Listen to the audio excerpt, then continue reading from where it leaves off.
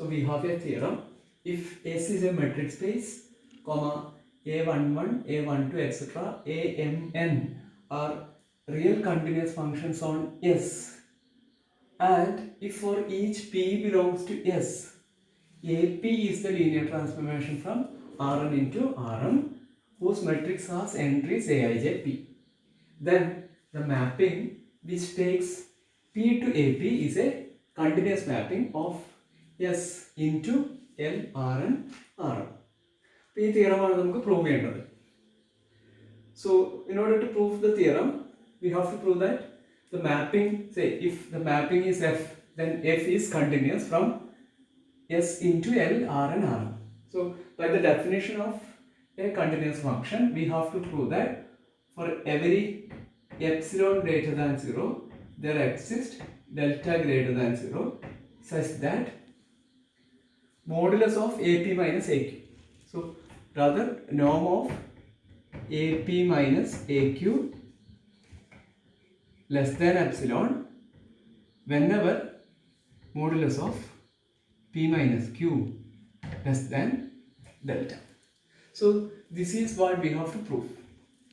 So in order to prove this, let us fix P belongs to S and let epsilon greater than 0 be given. Okay. Then what we have to prove is that we have to prove that norm of AP minus AQ less than epsilon for every Q with distance between P and Q less than delta. Okay, so this is what we have to prove. We have an epsilon, we have to choose such a delta. But we have already given that all these Aij's are continuous. Therefore, for the given epsilon, we can write modulus of Aij of P minus Aij of Q less than epsilon by something which we will choose later for all Q with distance between P and Q less than some delta Ij. So we can choose for this given epsilon greater than 0, we can choose a delta Ij greater than 0 satisfying modulus of Aij P minus Aij Q less than epsilon for all Q with distance between P and Q less than delta Ij. This is written by using the continuity of Aij of P. Now let us choose delta equal to minimum of these delta 11, delta 12, etc. delta mn. So if we choose delta as the minimum of all these delta ij's, then if distance between P and Q is less than delta, then modulus of Aij of P minus Aij of Q will be less than epsilon by this expression, this quantity for all I and j. Okay, now choose AP comma AQ in L, R, N, R, M. Okay, such that here we have the matrix of Aij. I mean the matrix of AP is Aij of P. So matrix of AP equal to Aij of P. This is an m by n matrix, and matrix of AQ is again Aij of Q. Now this AP and AQ are in L, R, N, R, M.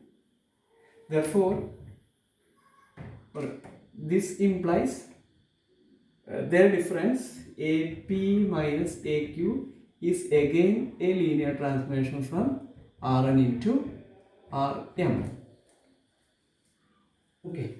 Also, the matrix of AP minus AQ is equal to Aij of P minus Aij of Q. This is the corresponding matrix.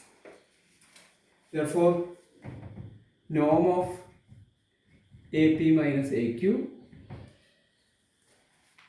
is equal to norm of this, which is less than or equal to summation I from 1 to m,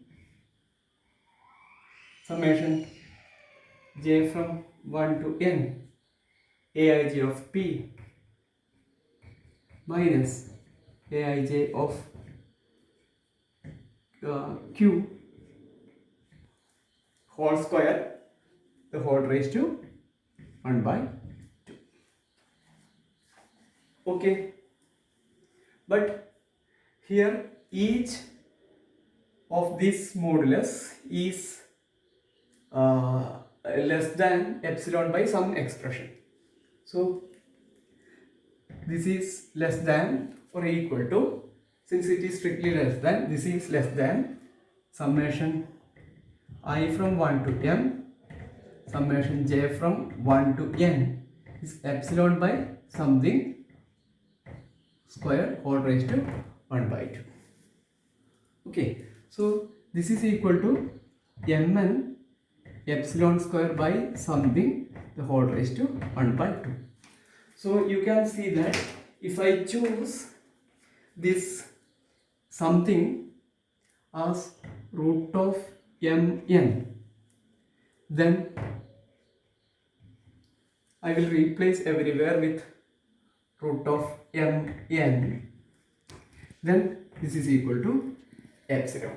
So what we have proved is that norm of AP minus norm of AQ less than epsilon for all Q with distance between P and Q less than delta. Okay, this is what we have proved. So this implies that the mapping which takes P to AP is continuous, and that is the proof.